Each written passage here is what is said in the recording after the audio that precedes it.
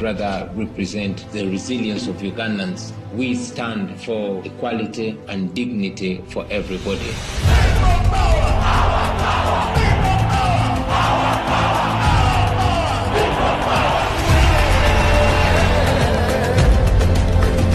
We are non-violent, and we continue to preach non-violence. I am not a criminal. I am a presidential candidate. Nothing will stop him. We must get our freedom or we shall die trying.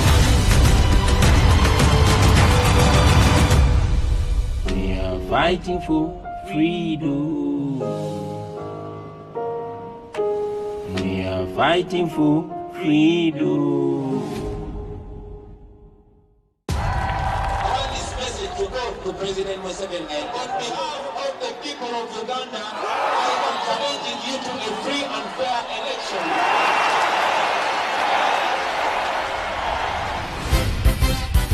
This is a message to the government. I met Bobi at university. I didn't know he was a musician. He was different. We are fighting for freedom. I didn't have so many dreams. She impacted my life. She made me realize we had to impact other lives. I've come to Parliament and taken an oath to protect the Constitution of Uganda. Somebody had to speak for us. People thought I had the loudest voice. We are fighting for freedom. Again, one more confident time. This year's presidential election could see 71-year-old President Museveni serve a fifth term in office. No leader has ever handed over power peacefully. This is a military regime dressed in a civil facade. We have the Honorable Bobi Wine with us. As a matter of fact, is poor. Last year, we saw a renewed wave of abductions.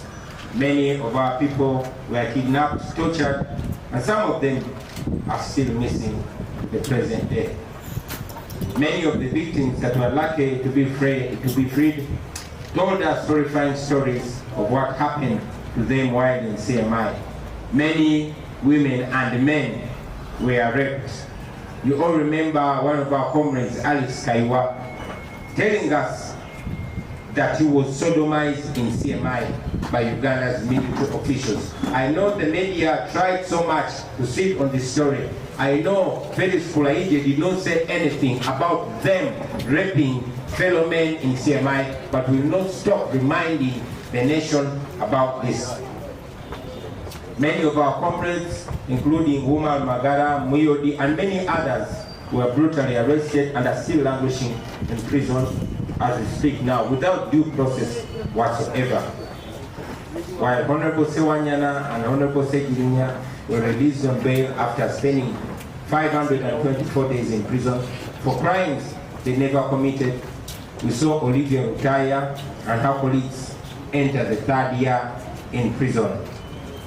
They were abducted in early 2021 for having supported the opposition. They were charged in a military court, and as we speak right now, their trial has not kicked off yet. We saw how the media and civil society were intimidated and largely silenced, either intimidated into silence or compromised to preach evil as good and good as evil.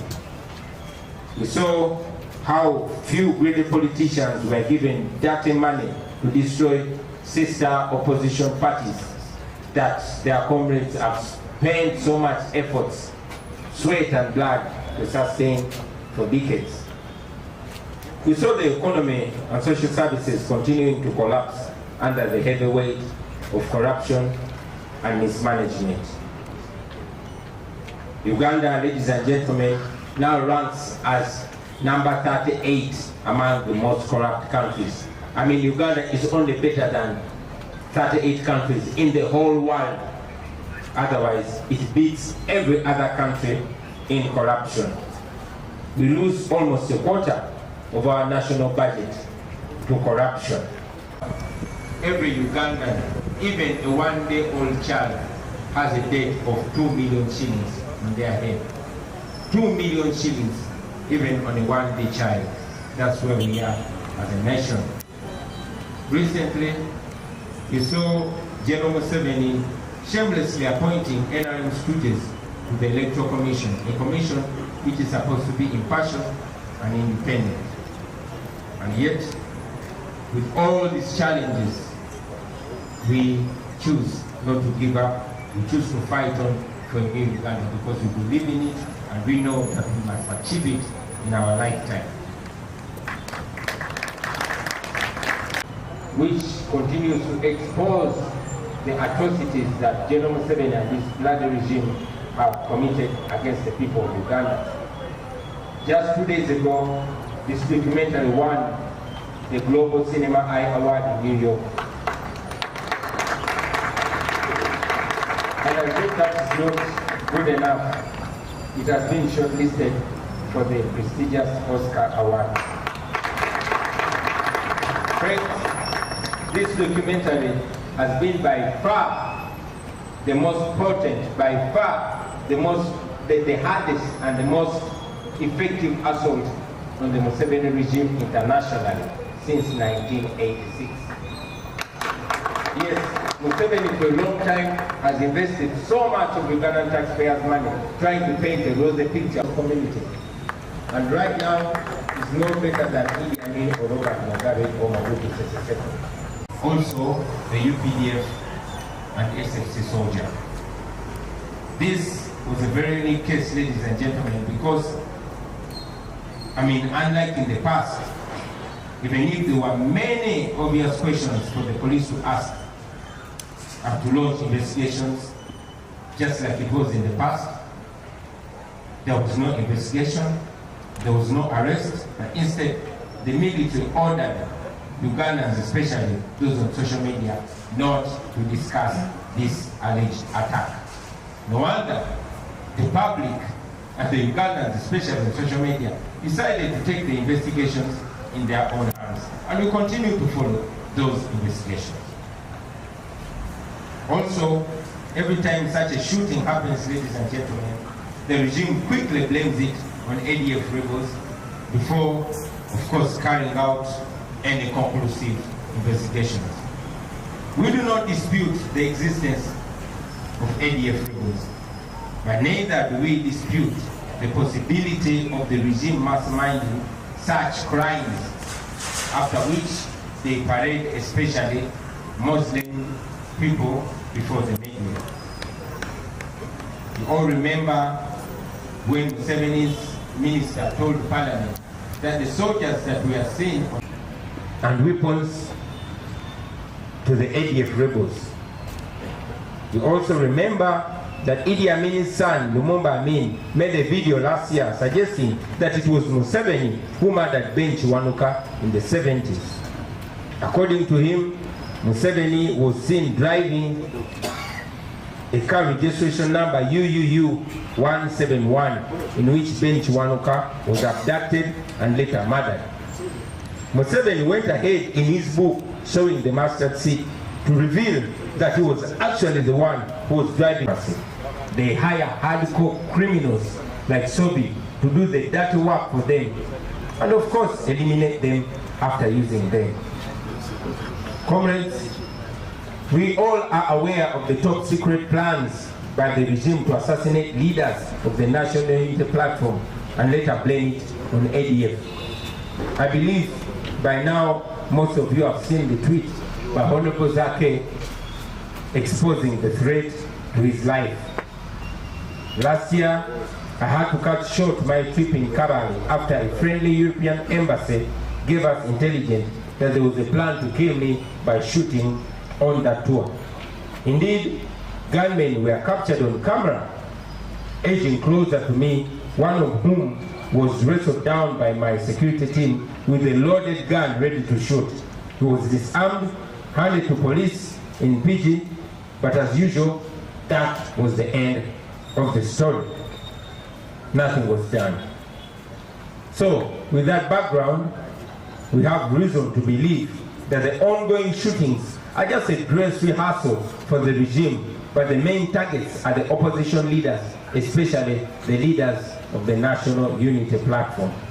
They want the population to get used to the excuse of ADF so that by the time they come for our lives, the population will be convinced already that the killing was a terror attack by the ADF rebels, not political assassination by the NRM. So, ladies and gentlemen, fellow Ugandans, be alert. These are criminals, these are rebels, these are terrorists, these are murderers, and they must never fool you in case anything happens to any of us. Either the regime is responsible for all these shootings and killings, or it knows who is behind it. I mean, isn't it suspicious that the regime bought and installed CCTV cameras around the city and spent more than 450 billion shillings of taxpayers' money, but they've never even identified one shooter through all the years? Doesn't that disturb or provoke your mind? You have seen the regime spending a lot of money. Now recently, they've been spending an obscene amount of money for temporary fixing of roads and other infrastructures ahead of the non-aligned movement summit. And yet, they never do these things for the citizens. They never fix the roads, they never fix the infrastructure for the citizens. Of course, in a well-governed country, a summit like the NAM summit would be a blessing because it would mean more foreign exchange, therefore more business for the locals and the citizens. But in Uganda's case, what was supposed to be a blessing has actually turned out to be a curse, like it was during the Chogam summit. So many livelihoods have been disrupted, and some have even been completely destroyed, all in the name of putting up a fake image. Reports indicate that more than 3,000 businesses have been either closed or disrupted. Many people have been rounded up and detained, especially the homeless people in Kampala. Traffic and transport has become a nightmare, and generally lives. All this has been done in the name of the NAM summit, whose benefits are actually limited to a few political elites who are making a kill out of it. Before long, I'm sure you're going to be seeing scandals and reports of who stole what, of who embezzled what, but that is the daily business that happens under the Museveni regime.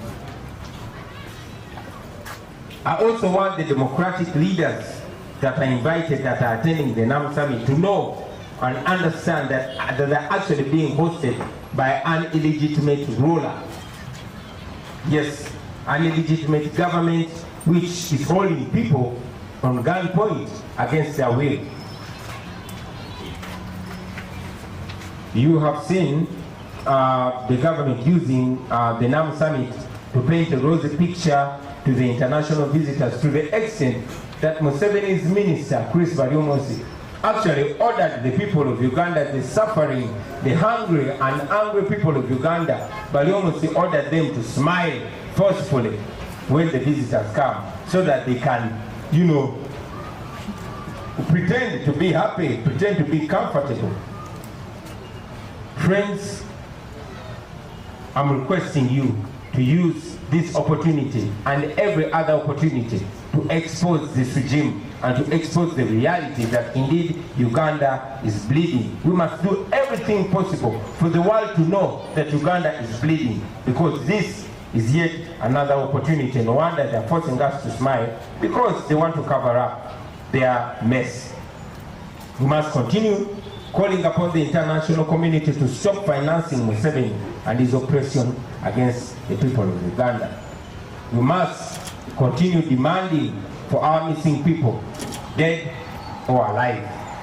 We must continue demanding for the release of all political prisoners, and of course demanding for justice for all those that have been killed extrajudicially. We must continue fighting for freedom, for justice, and for equality. We should evoke Article 3 of the Constitution. Article 3, ladies and gentlemen, commands us to do everything within our power to restore constitutional rule, to restore the rule of law, using every necessary means. So we should evoke Article 3 of Uganda's Constitution. And we should remember that it doesn't only command us to restore constitutional rule, but it actually protects us while we go about that goal. Once again, mindset.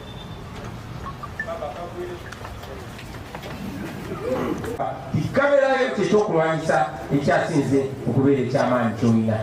So twafuna omukisa ne tulonkinga documentary eno era tufuna n'omukisa negenda ku lutimbe gaggadde lwe bayita National Geographic Channel.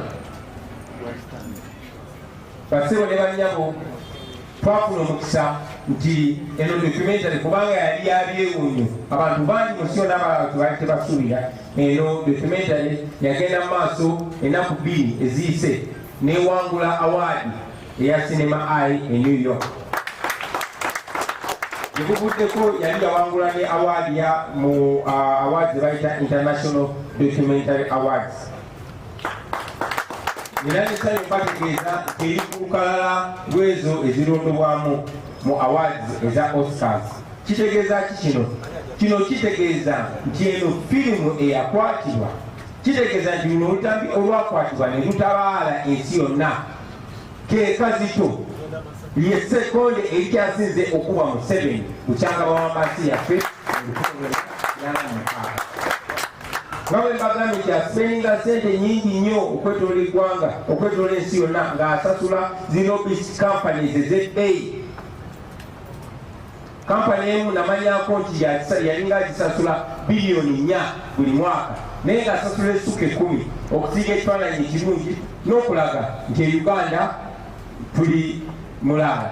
Naye kuguno omulembe teyasobodde kikola era twasobodde omwambula ate nga tukyagenda maaso n'okumwambula. Kati ensi yonna emanyi Museveni olwaki kyali. Museveni tayawukana na Mobutu Sese Seko. Museveni tayawukana na Amin lwakuba Amin yatiri mulungiko okusinga Museveni. Museveni ensi yonna etegedde kikyali ate nga tukyagenda maaso n'okumulabisa. Naye ate ekyo tekimala, tukyagenda maaso okwerwanako n'okulwanira eggwanga lyaffe kubanga ate 2024 yalinga alaga ate ajja kuba wandiigo n'okusingawo. Guno mwaka watandise n'ettemu nembagambyeko kkooti yonna era ne bigenda nga bwe musuubira poliisi ya Uganda bweyeeyisa. Twalaba n'ettemu lye batugamba oba obulumbaganyi bwe batugamba bwe balumba Pastor Bugingo, driver we oba omukadde w'ekkanisa we oba omukozi we oba bodyguard we oba assistant we batugamba bingi, naye ng'ekikulu twamanya nti musirikale wa UPDF era wa SFC. Ekyenjawulo ku bulumbaganyi buno nti obutafaananako nga ekibadde mu bulumbaganyi obulala babaddewo okunoonyereza okw'amaanyi, okubuuza ebibuuzo ebikakali oba okwatibwa. Ku mulundi guno tewabadde ebibuuzo bikakali byabuuziddwa, tewabaddewo muntu yenna yakwatiddwa okuggyako nti amagye gavuddeyo ate ne gawoninga bannayuganda naddala abali ku social media obutayogera ku nsonga eno.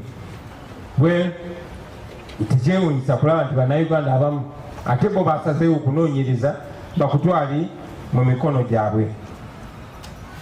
Munajjukira nti buli bulumbaganyi obubaddewo gavumenti ya Museveni ebadde evaayo ennyo mangu nebuteeka ku ADF era wayitawo akaseera katono ne bayoolayoola bannayuganda okusinga abasiraamu ne babaleeta ne babapareedinga maaso ga bannamawulire. Tetugamba nti tewaliyo ADF abakuba abantu baali bavudde West Africa. Munajjukira nti Jamiru mukulu batugamba nti akulira ADF yakwatibwa ku mawulire ng'awoogana ku kkooti awo nga ku Square ng'agamba nti Museveni, gavumenti ya Museveni yewa ssente n'ebyokulwanyisa abayekera ba ADF wadde amawulire tegakisaako siira. Mujjukira ne mutabani wa Amin, Hussein Lumumba Amin, bwe yakola vidiyo mwaka oguwedde n'ategeeza nti Museveni ye yali yawamba era yatemula omugenzi Ben Kiwanuka kubanga emmotoka eyo emu musanvu emu mu myaka gy'ensanvu Museveni yalabwako nga yagivuga Embale ate ng'emmotoka eyo yali yawamba Beni Kiwanuka era nga poliisi Uganda Police ebiseera ebyo yali yagiteeka mu biwandiiko byayo. Ekyewuunyisa nti ne Mwami Museveni mu kikyabo kye kibayita sowing the mustard seed yavaayo nakkiriza nti ye yali avuga emmotoka eyo era yagitolokeramu obulumbaganyi gavumenti ya Uganda ebiseera ebyo bwe yakola ng'erumbye akabinja ke ak'Abatuju Embale mu quarters ebiseera ebyo. So ndowooza mulaba ensonga nnyingi nnyo ezituleta. Yavaayo edda Obushenyi nga baziika Doniya Teberondwa nakkiriza nti mu biseera byabwe eby'obuyekera baalumbanga ebyalo ne bakwata abakazi ne batta abantu nga bambadde yunifoomu za gavumenti ya Milton Obote nga baagala okumaganya gavumenti y'Obote.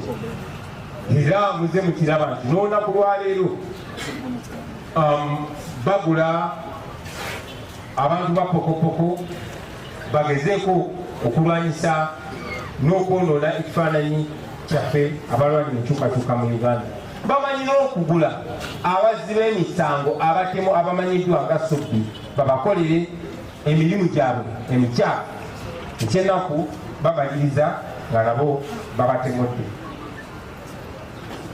Mumanyi bulungi nnyo nti waliwo enteekateeka ez'ekyama mu gavumenti ya Museveni okututemula abakulembeze b'opposition naddala ffe aba NUP iyiriza nga tuliko abaali tukomewo nga embassy ey'omu ku mawanga g'e Bulaaya etubiddeko nti waliwo pulaani ey'okuntemula ey'okunkuba amasasi.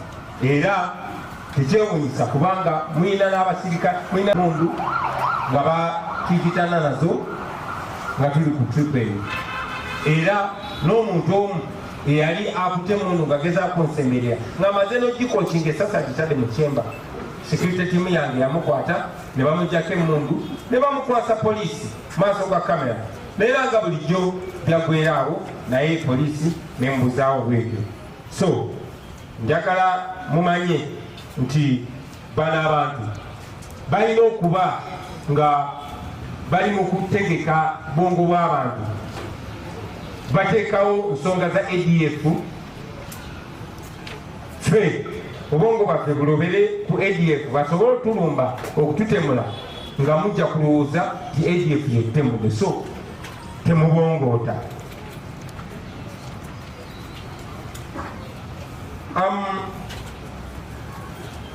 Nkyogeddeko era nziramu nekyogera nti gavumenti ya Museveni bwe basi etemula abantu emanyi abatemu kubanga sente z'omumusolo esukka bilioni 5 mwali zaspendingibwa ya 45 zaspendingibwa okugula zi cameras okuziteeka ku street za Uganda eza Kampala zonna zonna n'ebitundu ebyetoolodde n'ebibuga eby'omu mu ggwanga. Naye tewali mutemu n'omu gwe baali bakodde. Kitegeeza nti bamanyi abatemu oba nga tezikola bukozi. Ensonga endala muze mulaba nti omutitimbe n'omutitimbe gwa ssente gufulumiziddwa okuddaabiriza enguudo mu kasente movement. Tuwagira nnyo Uganda okukyawa okutuuza enkiiko bwezityo kuba oba oliawo singa ebadde ensi ekulemberwa obulungi enkuŋŋaana bwezityo kitegeeza nti sente nyingi zigenda okuyingira mu ggwanga, kitegeeza nti bizinesi z'abannansi zigenda kufunamu. Naye ate ekintu ekibadde kirina okubeera eky'omukisa kimaliza nga kifuuse kikolimu kubanga n'olukuŋŋaana okufaananako ngeri olukuŋŋaana lwa Kyogamu tufuukidde bannayuganda ekikolimu. Bizinesi essuuka mu 13 zaataataaganyiziddwa oba okuggalirwa. Bannayuganda bangi bayooleddwa nga kwotadde n'abo abatalina maka abatalina waabwe abali ku nguudo bayoleddwa ne basuulibwa mu makomera. Mulabye engeri gye basirya enguudo ne bataataganya n'ebyentambula byonna byonna nga bikolebwa mu linnya ly'olukiiko ate nga balufunamu beeba ab'olubatu abatono bannanyinizi woteeri bannanyinizi shopping mall bannanyini bintu ebifunibwa busosi bannansi. Ekyo nno kyanaku nnyo nti Uganda tekyatunuulira bigenda kuyamba bantu bannansi baayo wabula ate etunuulira ebyo bigenda okuyamba abantu abatono ab'olubaga. Ebyo nga birigwa ebityo basebo ne bannyabo tusigala tukyalemeddeko, tusigala tukyali ku mulamwa gwaffe. Njagala okumaliriza nga mbasaba obutagwa mu maanyi. Njagala okumaliriza nga mbajjukiza nti bwe mulaba bayidde awo wenyine mukwatira ddala. Mwalabye nga minisita wa Museveni bali omunsi abaayo ng'alagirira bannayuganda okuseka oba enjala ekuluma oba onyize oba wasuze tolidde olina okuseka nga abagenyi bazze baleme kuma. And of course together with other forces of change to work so hard to ensure that we weaken Dictator Museveni and ultimately we cause his fall. Twagala okubasuubiza ffe ng'aba NUP nti tujja kukola kyonna kye tusobola era ne bwe kiba kyetagisiza tukolaganire wamu n'abalala bonna abalwanyisa okugjako Dictator Museveni tulabe nga tumunafuya ultimately tumusindikirize tumugye mu ntebe eyo gyewaŋŋamyamu. Mwebalire mwebalidde abakuliza bagabagaliza omwaka omupya ogw'olwo. Taken to safe houses and subjected to torture and other all manner of things. So Busoga Wangadia nga bwe nnyonnyodde twateekayo lisiti y'abantu baffe bonna. Bwe basooka okufulumya alipoota yaabwe bagamba nti bano abantu tebalina IDs tebalina ki newankubadde abo baali babituteyo. Twava wano nga bwe mujjukira ne famiri z'abano abantu ne tubatwalira byonna byonna ebikwata ku bantu baffe abaabuzibwawo. Naye basebo ne banyabo ne wetwogerera olunaku lwaleero tebabayitanga okufindinga out oba okutubuulira ki ekyagenda mu maaso. Instead babatuukiriranga bababuuza mwagala ssente meka musobole okuva ku nsonga z'abantu bammwe. Kaakati oli bw'omutuukirira n'omubuuza nti gavumenti ekoyo ssente meka osirike, abamu nga bwe muze mulaba bagezaako okubayiriza biddiiro tibavaeyo bagambe nti NUP erimba. Naye abantu abo kubanga kituufu abantu bababuzibwawo bakyagenda mu maaso n'okubanja abantu baabwe naffe nga bwe tubayambako era tetugenda kusirika mpaka era tukoola mwenna mwena abalina bannayuganda tugende mu maaso n'okubanja abantu. We are going to produce our own budget. What we think this is the budget that must run the country. Very critical things that are important to us. So as Kasai Jamatia and whoever will be presenting their own budget, we are going to have our own budget as the opposition, which we think this is what works for the country. That instead of, for example, deploying a lot of money, buying military tankers and that kind of thing, can we pay our officers in uniform better? Can we build better housing for them, etc., etc.? That's just an example of the things that we must be able to focus on. But that's a discussion for another day. I'll just emphasize that it's good some of my colleagues are here. This is an issue that we have not dropped the ball about. We are picking it up as soon as Parliament resumes. In fact, some of us are even thinking, what don't we begin by pushing Mariam Wangari out of office? Because if you do not know your job, then you're irrelevant. Sign out, let somebody else come in place. We had her predecessor who died, unfortunately, Honorable Med Kagwa. He was a fairly sober man. He's somebody that would take interest in issues of human rights violations and would try and follow up. This one has clearly shown her partisan nature. She keeps saying, no, those things are lies, it is Kiwani, it doesn't exist, and so on. We think that she's incompetent, and we might choose to say that, you know what, let's first push her out and get somebody who is sober. You know, she has also complained a couple of times and said, I even fear my own commission meetings. Some of the people there hold guns and that kind of thing, so we think that there's a problem with that commission, and we need to sort it out. But you can be sure we are going to start from where we stopped, because issues of human rights violations, people missing, it is important. We cannot keep quiet about these issues. The second issue is to do with the EC appointees. Yes, the discussion has been out there, and we have seen the people that have been appointed. You know, in the run-up to the last election, there were actually some electoral reforms that were passed, one of which according to these people, a brilliant idea that dawned on them was to change the name of the Electoral Commission from Electoral Commission to Independent Electoral Commission.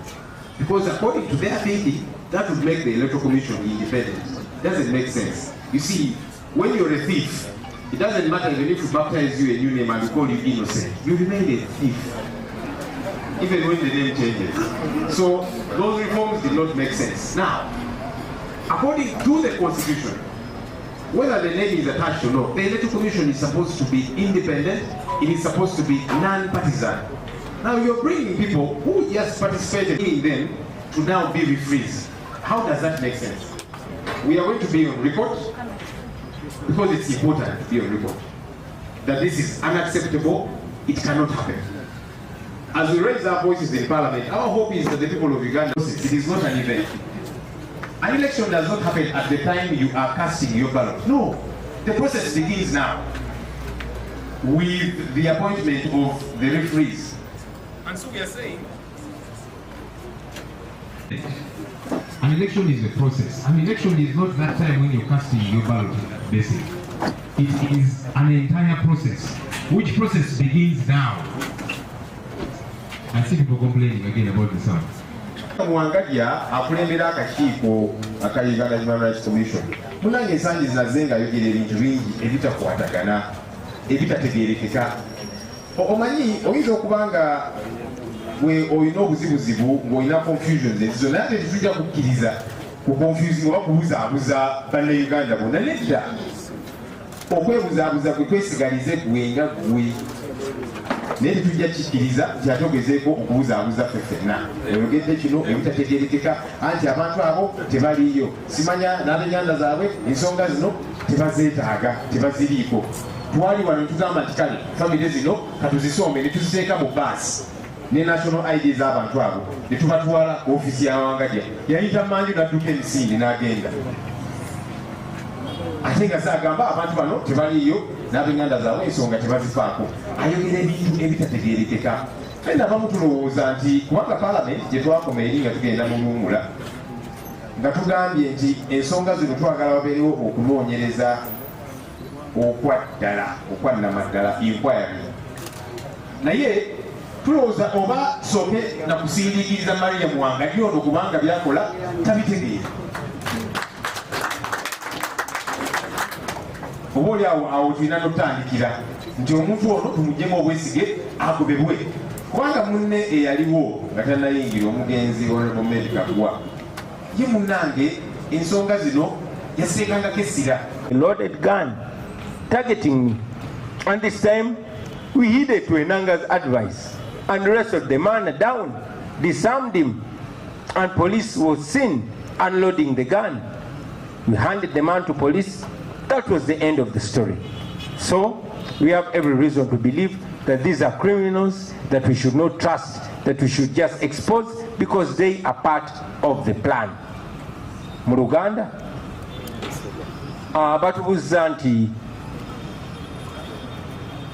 okutya kuno oba okwekengera ku ttemu lye tusuubira nti baagala tukolako. Poliisi twali tugiyingiza mu nsonga zino.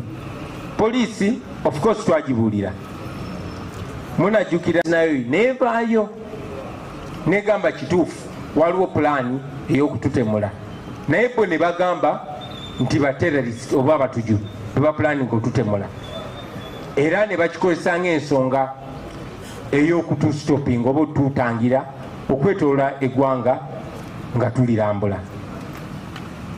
Wayita akaseera katono kamera zaffe ne zikwata omusajja eyalina pisto era ne tumulaga ensi, naye omwogezi wa poliisi Mwami Enanga n'avaayo n'agamba n'atubuuza lwaki omusajja oyo tetwamukutte ow'emmundu.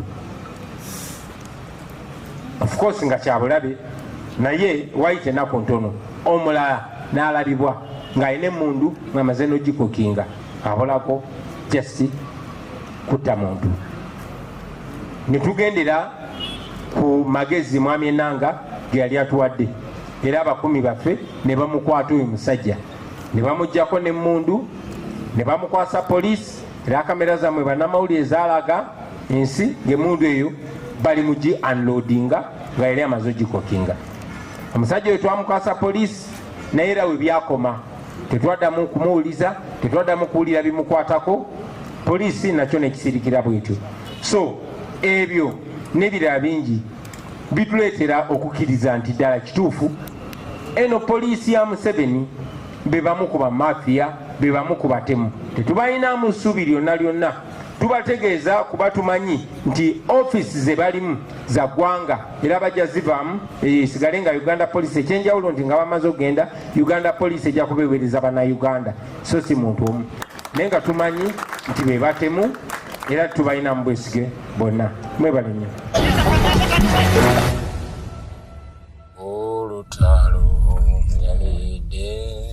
Why is my husband held in a military barracks? If I could see him, then I would know what I am actually dealing with. Our Bobi should be released.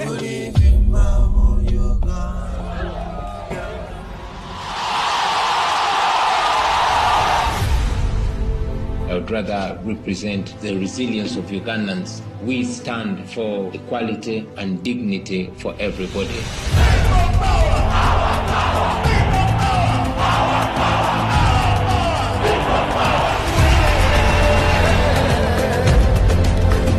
We are non-violent and we continue to preach non-violence. I am not a criminal. I am a presidential candidate. Nothing will stop him. We must get our freedom or we shall die trying. We are fighting for freedom. We are fighting for freedom.